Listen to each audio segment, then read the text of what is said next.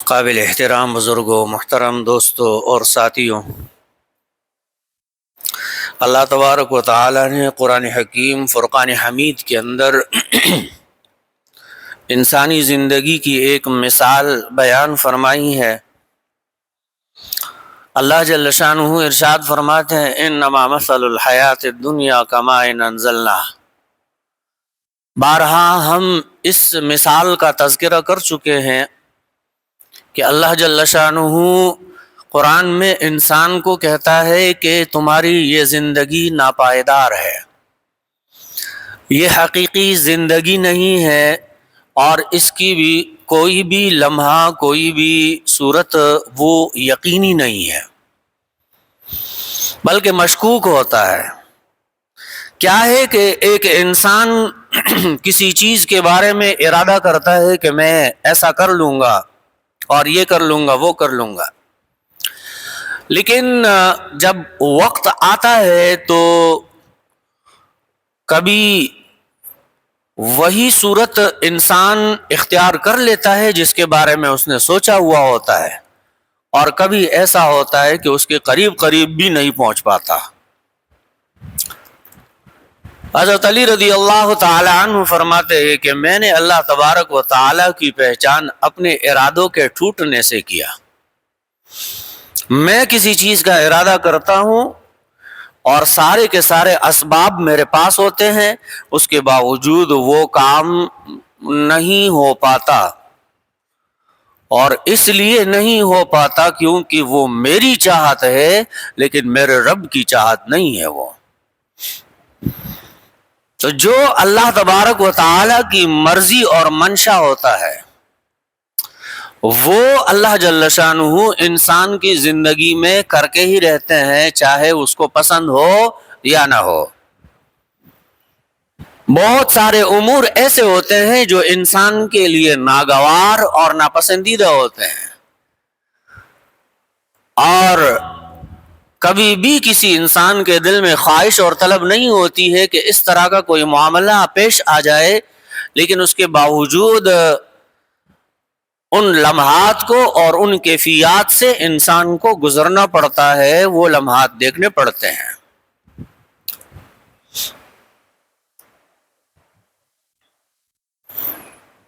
اللہ جل شانہ نے قرآن کریم کے اندر بڑے بڑے بادشاہوں کا بھی تذکرہ فرمایا کہ جو زمین کے اوپر حکومت کرتے تھے اور بہت ہی ان کا رعب اور دبدبہ تھا، یا پھر ایسا کہ ان کی حکومت روئے زمین کے اکثر حصے کے اوپر پھیلی ہوئی ہوتی تھی، وہ جو چاہتے وہ کرتے، اور ان کا خیال پھر یہاں تک پہنچ جاتا کہ وہ خدا کے درجے پر فائز ہو چکے ہیں۔ ایک انسان جب اللہ تبارک و تعالی سے بھٹک جاتا ہے، اللہ جل شانہ کی مرضی و منشا سے بھٹک جاتا ہے، تو پھر وہ ایسے سوچتا ہے کہ جیسے وہ چاہتا ہے، جو چاہتا ہے وہ کر لیتا ہے، تو وہ خدائی کا دعویٰ بھی کر بیٹھے، لیکن انجام کار یہ ہوا کہ اللہ جل شانہ نے ان کو غرق کر دیا۔ حضرت ابراہیم علیہ السلام جس بادشاہ کے پاس بھیجے گئے تھے، نمرود نام تھا اس کا، اور نمرود خود کو خدا کہتا تھا، خدائی کا دعوے دار تھا۔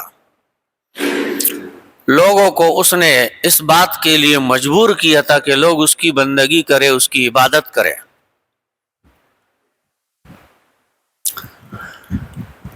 عبادت صرف یہ نہیں ہے کہ کوئی کسی کے سامنے سجدہ کر لیتا ہے۔ رسول اللہ صلی اللہ علیہ وسلم نے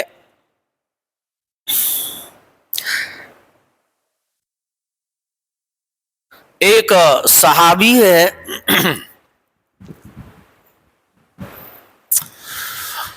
ان سے کہا کہ یہود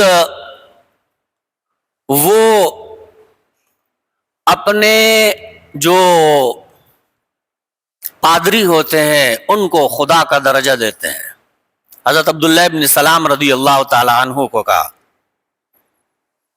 انہوں نے کہا کہ اللہ کے رسول، ہم نے تو کبھی ایسا نہیں دیکھا ہے کہ کوئی یہودی جو ہے وہ اپنے جو ہے پادری کو خدا کا درجہ دیتا ہو یا اس کو پوجتا ہو یا اس کی عبادت کرتا ہو۔ تو پیغمبر صلی اللہ علیہ وسلم نے فرمایا کہ اچھا یہ بتاؤ کہ کیا ایسا نہیں ہے کہ جب پادری ان کو کسی چیز کو حلال کہہ دیتے ہیں تو یہ اس کو حلال سمجھتے ہیں، اور جب پادری کسی چیز کو حرام کہہ دیتے ہیں تو یہ ان کو حرام سمجھتے ہیں؟ انہوں نے کہا کہ ہاں اللہ کے رسول ایسا تو ہے۔ تو کہا کہ یہی تو ہے کسی کو خدا کا درجہ دینا۔ حلال اور حرام دونوں کا اختیار اللہ تبارک و تعالیٰ کے پاس ہے۔ کسی چیز کو حلال کرنا، کسی چیز کو حرام کر دینا، یہ مرضی اور اختیار کسی بندے کے پاس نہیں ہے۔ اگر کوئی شخص یہ سمجھتا ہے تو یہ نری حماقت اور دلالت میں پڑا ہوا ہے، گمراہی کے اندر پڑا ہوا ہے۔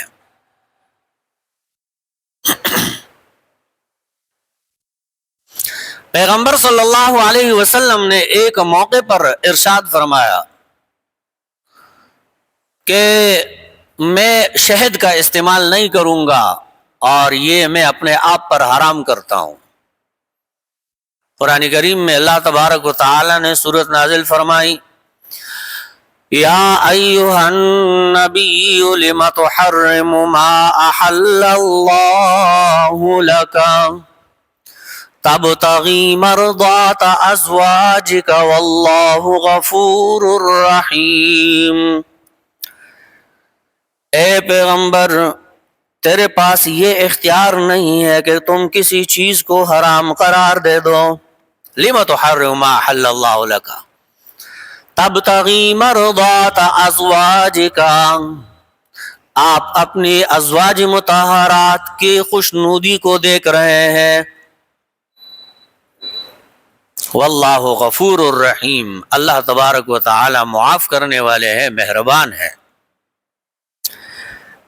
تو رسول اللہ صلی اللہ علیہ وسلم کو یہ اختیار نہیں دیا گیا۔ تو عبداللہ ابن سلام رضی اللہ تعالیٰ عنہ فرمایا کہ ہاں ایسا ہی ہے کہ ہمارے جو پادری ہے جب وہ کسی چیز کو حلال کہہ دیتے ہیں تو سب اس کو حلال سمجھتے ہیں، اور جب وہ کسی چیز کی حرمت کا فیصلہ کر دیتے ہیں تو سب اس کو حرام سمجھتے ہیں۔ تو رسول اللہ صلی اللہ علیہ وسلم نے فرمایا کہ یہی تو خدا کا کام ہوتا ہے۔ خدا کا کام یہی ہوتا ہے کہ کسی چیز کو حلال کر دینا، کسی چیز کو حرام کر دینا، کچھ معاشرتی اعتبار سے اور کچھ اللہ تبارک و تعالی کے حکم کے اعتبار سے۔ لیکن دنیا کے اندر اللہ جل شانہ نے جو چیزیں حرام کر دی ہے اس میں کبھی کسی انسان کے لیے کوئی فائدہ نہیں ہو سکتا ہے۔ حرام چیز میں کبھی کوئی فائدہ نہیں ہوتا ہے کسی قسم کا، بلکہ الٹا حرام کے ارتکاب سے ہمیشہ فساد پیدا ہوتا ہے، معاشرے میں بگاڑ پیدا ہوتا ہے اور دشمنیاں پیدا ہوتی ہے حرام کے ارتکاب کی وجہ سے۔ مثلا اللہ تبارک و تعالی نے سود کو حرام قرار دیا ہے۔ مسلمان کے لیے سود کی حرمت ایسی ہے جیسے 1 روپے کے بدلے میں گویا کہ اس نے خانہ کعبہ کے اندر 70 دفعہ بدکاری کر لی، اس قدر شدت والی حرمت ہے۔ اور قرآن میں اللہ تبارک و تعالی فرماتے فَإِن لَّمْ تَفْعَلُوا فَأْذَنُوا بِحَرْبٍ مِّنَ اللَّهِ وَرَسُولِهِ، مسلمان ہو کر اگر تم سود کو حرام نہیں سمجھتے ہو تو پھر اللہ کے ساتھ لڑنے کے لیے آمادہ ہو جاؤ۔ اس لیے ہم کہتے ہیں پاکستان حالت جنگ میں ہے۔ کس کے ساتھ حالت جنگ میں ہے؟ اللہ کے ساتھ حالت جنگ میں ہے، کیونکہ یہاں سود حلال ہے۔ مسلمان ہو کر بھی سود حلال ہے تو مطلب یہ ہے کہ اللہ جل شانہ نے مخاطب فرمایا ہے، اہل ایمان کو مخاطب فرمایا ہے۔ کافر کا تو جو ہوگا وہ آخرت میں ہوگا، وہ سود بھی کرتا ہے، وہ شراب بھی پیتا ہے، وہ رشوت بھی لے کچھ بھی کرے لیکن معاملہ اس کا آخرت میں ہوگا، کیونکہ سب سے پہلا مکلف وہ ایمان کا ہے کہ پہلے سب سے پہلے وہ اسلام قبول کر لے۔ یہ ایک معرکۃ الآراء مسئلہ ہے کہ ایک آدمی جو کافر ہے کیا نماز کا حکم اس کے لیے ہے یا نہیں ہے، حلال و حرام کا وہ مکلف ہے یا نہیں ہے،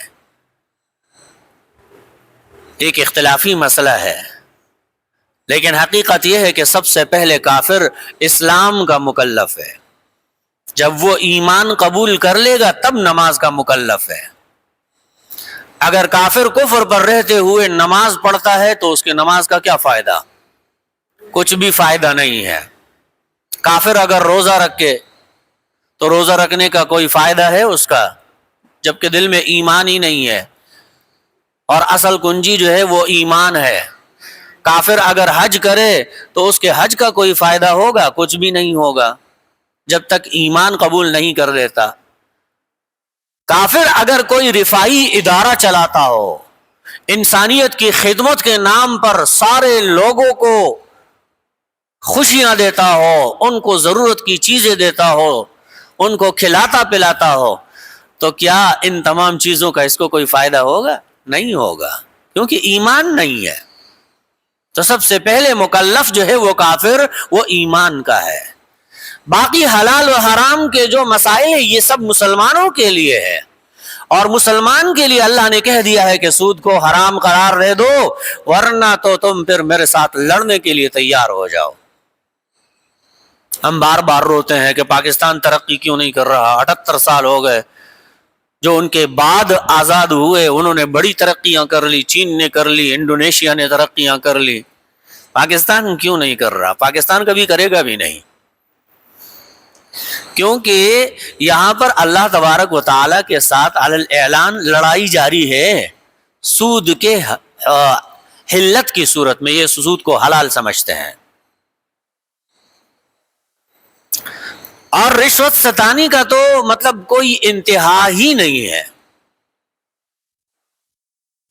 کیونکہ جو سرکاری اسٹرکچر کا جو بھی حصہ ہے وہ رشوت ستانی میں ملوث ہے۔ کوئی ایک بندہ آپ کو جو ہے نا ایسا نہیں مل سکتا ہے جس کے بارے میں آپ یہ کہے کہ یہ بڑا اچھا آدمی ہے، یہ رشوت نہیں لیتا ہے، ایسا کوئی ہوتا ہی نہیں ہے، سب کے سب۔ تو یہ بھی ایک خاص وجہ اللہ تبارک و تعالیٰ کے ساتھ لڑنے کا ہے کہ اللہ نے ہم پر ایسے لوگوں کو مسلط کیا کہ جو ہم میں سے ہے لیکن ہمارے دشمن ہے، رعایا کے دشمن ہے، اہل وطن کے دشمن ہے، سب سے بڑے دشمن ہے یہ، جنہوں نے اپنے ملک کے باسیوں کا جینا حرام کر دیا ہے۔ ہر طرف سے عوام کے اوپر سٹریس اور دباؤ ہے، کسی بھی چیز کے بارے میں جب آدمی سوچتا ہے تو دباؤ میں آ جاتا ہے، گھر کے اخراجات کے بارے میں سوچتا ہے تو الگ سے ڈپریشن، اور بجلی کے بلوں کے بارے میں سوچتا ہے تو الگ ڈپریشن، فیول کے خرچ کے بارے میں سوچتا ہے تو الگ ڈپریشن، بچوں کی تعلیم کے سلسلے میں سوچتا ہے تو الگ ڈپریشن، اپنی تنخواہ کے بارے میں سوچتا ہے تو پھر الگ سے ڈپریشن ہے۔ اور یہ اس لیے ہے کہ یہاں پر سود حلال ہے۔ فَإِن لَمْ تَفْعَلُوا فَأْذَنُوا بِحَرْبٍ مِّنَ اللَّهِ وَرَسُولِهِ، اللہ نے دو ٹوک اعلان کر دیا، اگر سود کو حلال سمجھتے ہو تو تم اللہ کے ساتھ لڑ رہے ہو، اور اللہ کے ساتھ لڑنے کا انجام کیا ہوگا؟ ایک انسان کا اللہ کے ساتھ لڑنے کا انجام کیا ہوگا جو پوری کائنات اور سارے جہانوں کا مالک ہے، خالق ہے، پیدا کرنے والا ہے، اور جنہوں نے لڑنے کی کوشش کی تو کسی کو اللہ تبارک و تعالی نے دریا میں غرق کر دیا، اور کسی کو اللہ تبارک و تعالی نے ہوا کے ذریعے سے ہلاک کر دیا، اور کسی کو اللہ تبارک و تعالی نے آسمان سے آگ برسا کر ہلاک کر دیا، اور کسی کو اللہ تبارک و تعالی نے ایسی آواز سے ہلاک کر دیے جس سے ان کے دل اور کلیجے پھٹ گئے. تبھی تو اللہ قرآن میں کہتا ہے کہ نا اپنے پچھلے لوگوں کو دیکھو نا کہاں چلے گئے, کیا ہوا ان کے ساتھ. یہ عبرت کے لیے اللہ تبارک و تعالیٰ فرماتے ہیں. کبھی قوم سمود کا ذکر ہوتا ہے, کبھی عاد کا ذکر ہوتا ہے, کبھی نوح علیہ السلام کے قوم کا ذکر ہوتا ہے, کبھی فرعون کا ذکر ہوتا ہے, کبھی نمرود کا ذکر ہوتا ہے. تو یہ ہمیں لبانے کے لیے یہ قصے نہیں ہے, یہ اس لیے ہے کہ اللہ تبارک و تعالیٰ فرماتے کہ دیکھو ذرا میرے مقابلے میں کھڑے ہو گئے تھے, انجام کیا ہوا ان کا. اور نمرود کو تو اللہ تبارک و تعالیٰ نے ایک مچھر سے ہلاک کر دیا. بڑا بادشاہ تھا, خدائی کا دعوے دار تھا. ابراہیم علیہ السلام نے دلائل سے سمجھایا, سمجھ میں نہیں آیا, پھر بھی خدائی کا دعوے دار تھا. تو میں نے آپ کو بتایا کہ خدائی کا دعویٰ صرف یہ نہیں ہے کہ کسی کو کہے کہ بھئی تم میرے سامنے جھکو, میری عبادت کرو.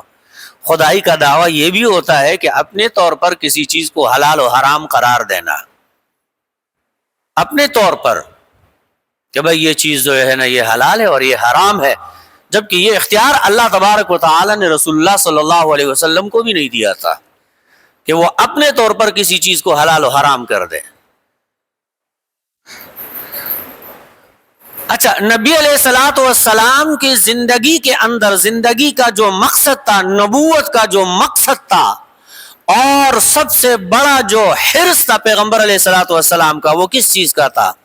لوگ مسلمان ہو جائے, لوگ اللہ پر ایمان لے آئے.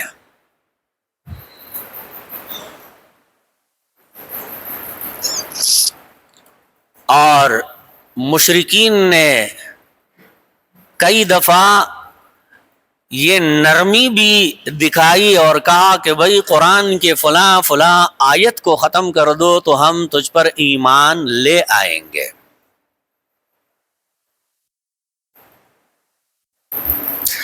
وَإِذَا تُتْلَىٰ عَلَيْهِمْ قَالَ الَّذِينَ كَفَرُوا قَالَ الَّذِينَ لَا يَرْجُونَ لِقَاءَنَا نَأْتِ بِقُرْآنٍ غَيْرِ هَٰذَا أَوْ بَدِّلْهُ.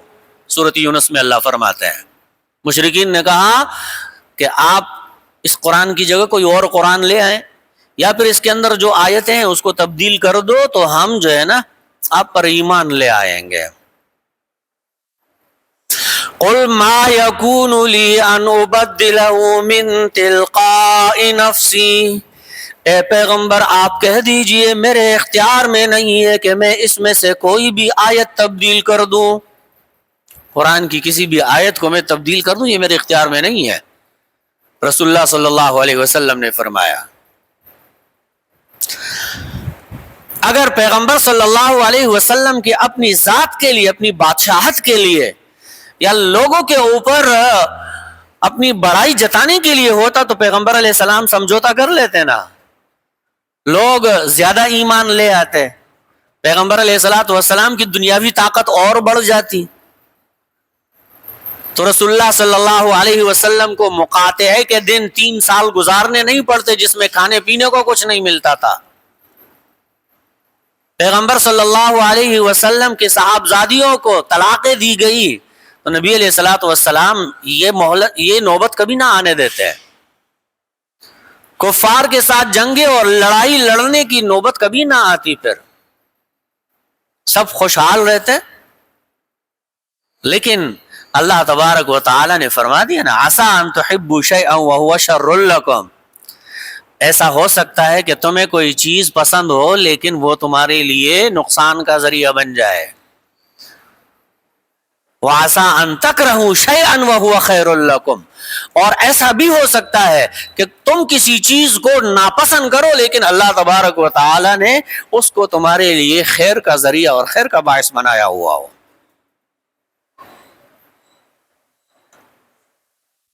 تو یہ خدائی تھی نمرود کی. اللہ تبارک و تعالی نے ایک مچھر کو مسلط کر دیا, وہ جس دماغ کے اندر نخوت, تکبر, بڑائی تھی, تو مچھر نے اندر گھسا اور ایسا کاٹتا رہا کہ جو بھی آتا تھا پھر نمرود اس کو کہتا تھا کہ جوتا اتارو اور 2 جوتے میرے سر پہ مارو، اور یہاں تک کہ ٹکریں مارتے مارتے اس کی موت ہو گئی۔ اللہ تبارک و تعالی نے اس طرح سے اس کو سمجھایا۔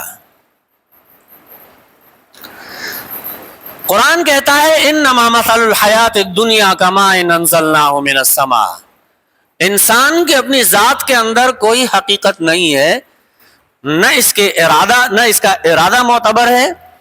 کیا ہے مطلب؟ ایک انسان جو ہے وہ اللہ تبارک و تعالی کے تقدیر کے سامنے کٹی پتنگ کی طرح ہے، یہ کسی اور طرف جانا چاہتا ہے، کہیں اور چلا جاتا ہے۔ اگر انسان کے اختیار میں ہوتا تو پھر تو سب وہی ہونا چاہیے تھا جو اس کو پسند تھا، پھر تو ناپسند کی کوئی چیز سامنے آنی ہی نہیں چاہیے تھی، کیونکہ انسان کے اختیار میں تھا۔ رسول اللہ صلی اللہ علیہ وسلم نے ایک موقع پر فرمایا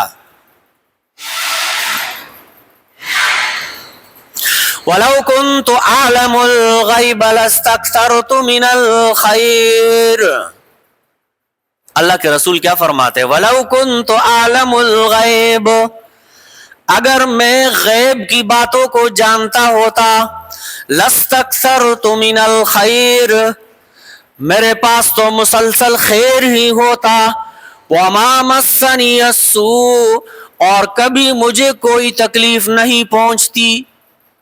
اللہ کے رسول فرماتے ہیں اگر میں غیب کو جانتا ہوتا تو مجھے پھر کبھی کوئی تکلیف پہنچ ہی نہیں پاتی، لیکن رسول اللہ صلی اللہ علیہ وسلم نے تکلیفیں اٹھائی یا نہیں اٹھائی؟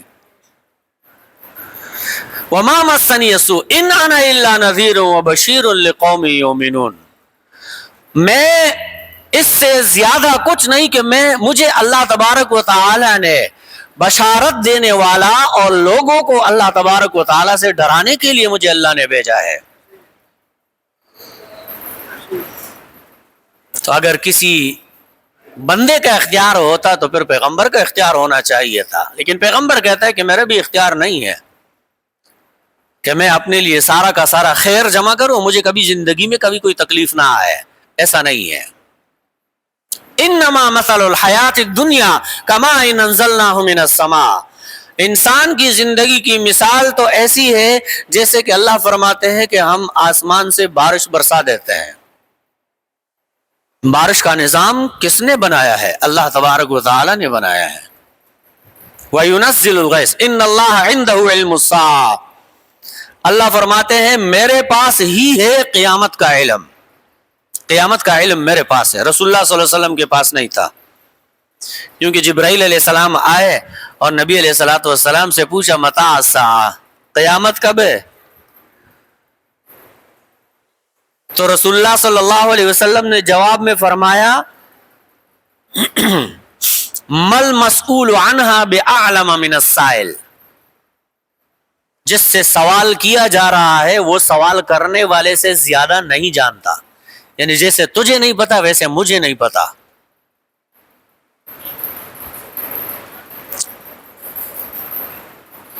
اور قرآن میں اللہ رب العزت نے دوسرے مقامات پر فرمایا وَيَسْأَلُونَكَ عَنِ السَّاعَةِ قُلْ إِنَّمَا عِلْمُهَا عِنْدَ رَبِّي، یہ میرے رب کے پاس ہے اس کا علم۔ اور کبھی اللہ فرماتے يَسْأَلُونَكَ كَأَنَّكَ حَفِيٌّ عَنْهَا، یہ تو آپ سے ایسے پوچھتے ہیں قیامت کے بارے میں جیسے کہ آپ جانتے ہو اور ان سے چھپا رہے ہو۔ ان اللہ عنده علم الساعہ، اللہ کے پاس ہے علم قیامت کا۔ وَيُنَزِّلُ الْغَيْثَ، جہاں بارش برسانا ہو اللہ کے علم میں ہے کہاں بارش ہوگی۔ انسان آلات کے ذریعے سے، مشین کے ذریعے سے اندازہ تو لگا سکتا ہے لیکن یقینی صورت نہیں بتا سکتا ہے کہ کیا ہوگا کیا نہیں ہوگا، کہاں بارش ہوگی کہاں نہیں ہوگی، یہ نہیں بتا سکتا ہے۔ ان اللہ عنده علم الساعہ وینزل الغیث ویعلم ما فی الارحام، رحم کے اندر کیا ہے اللہ تبارک و تعالی جانتا ہے، آدھا ہے یا پورا ہے، کامل ہے یا ناقص ہے، کون سی چیز کام کرے گی کون سی چیز کام نہیں کرے گی، مکمل ہے تو دماغی طور پر کس کیفیت اور حیت کے ساتھ ہے یہ اللہ جانتا ہے، یہ کوئی انسان نہیں جان سکتا۔ وَيَعْلَمُ مَا فِي الْأَرْحَامِ وَمَا تَدْرِي نَفْسٌ مَاذَا تَكْسِبُ غَدًا۔ کسی بھی انسان کو یہ نہیں پتا ہے کہ وہ کل کیا کرے گا، لیکن اللہ کو پتا ہے۔ وَمَا تَدْرِي نَفْسٌ بِأَيِّ أَرْضٍ تَمُوتُ، کسی بھی انسان کو یہ نہیں پتا کہ اس کی موت کہاں آئے گی۔ یہ 5 علوم اللہ تبارک و تعالی کے پاس ہے۔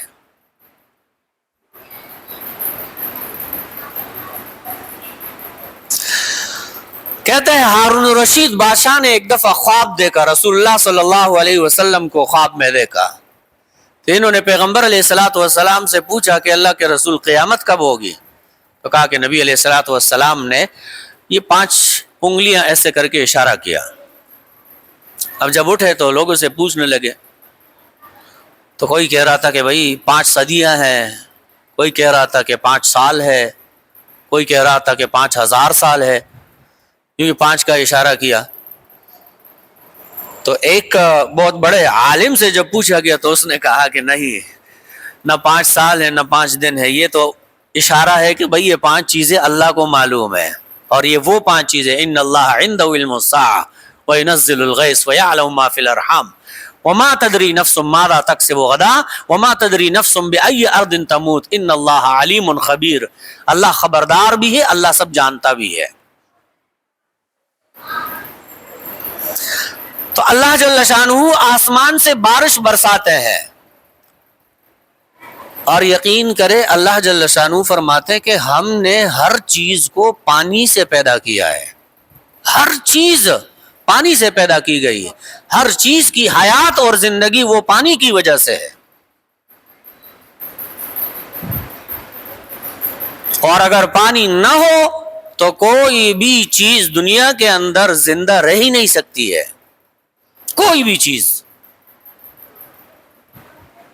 نہ حشرات، نہ شجر، نہ انسان، نہ حیوان، کوئی بھی چیز زندہ نہیں رہ سکتا ہے پانی کے بغیر۔ وَجَعَلْنَا مِنَ الْمَاءِ كُلَّ شَيْءٍ حَيٍّ، اللہ فرماتے ہم نے ان کو پانی سے ہی بنایا۔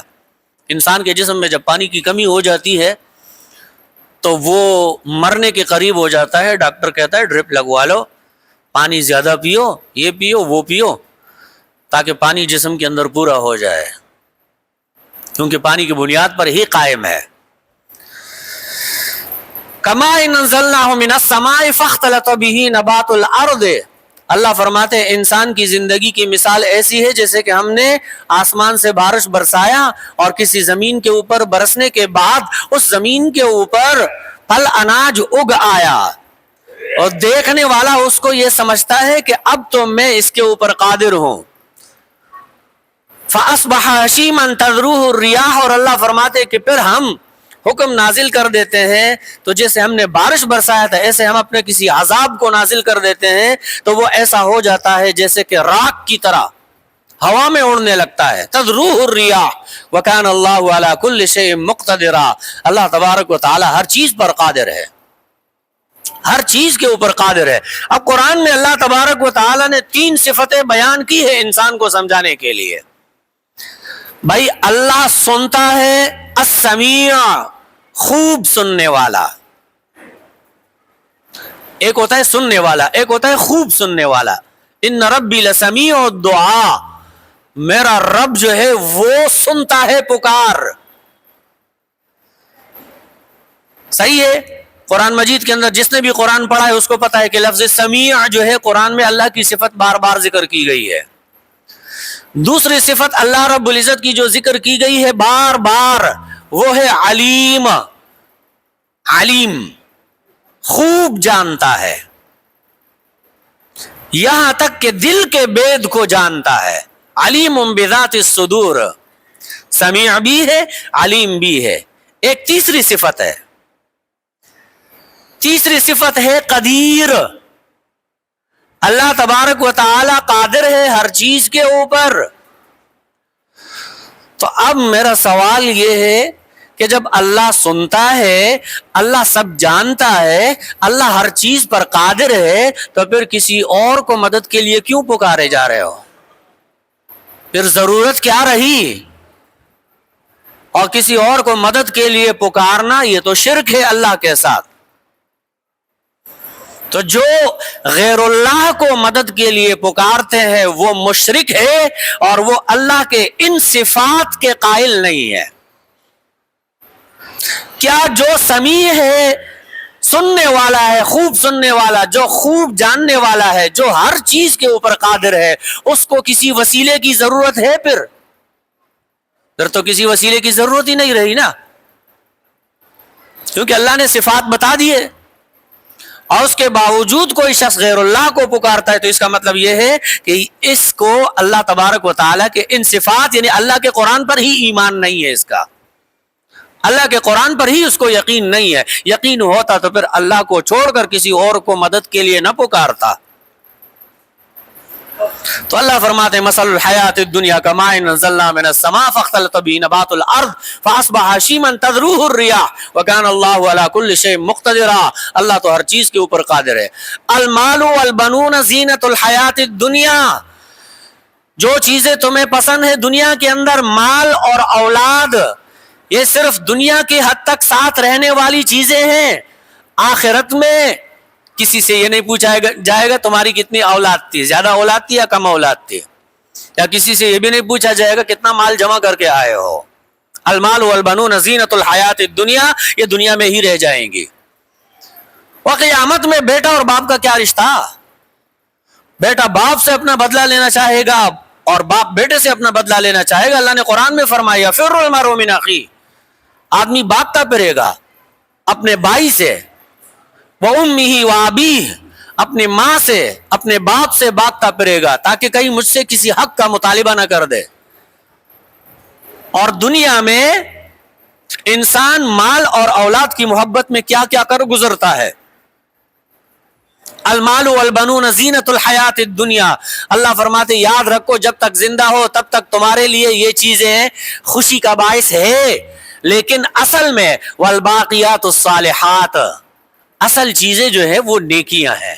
اصل کمائی وہ ہے جو ساتھ رہنے والی ہے ہمیشہ کے لیے اور فائدہ دینے والی ہے ہمیشہ کے لیے. والباقیات الصالحات خیر عند ربک، تیرا رب کہتا ہے کہ مال اور اولاد یہ پائیدار نہیں ہے. پائیدار جو ہے وہ انسان کا نیک عمل ہے.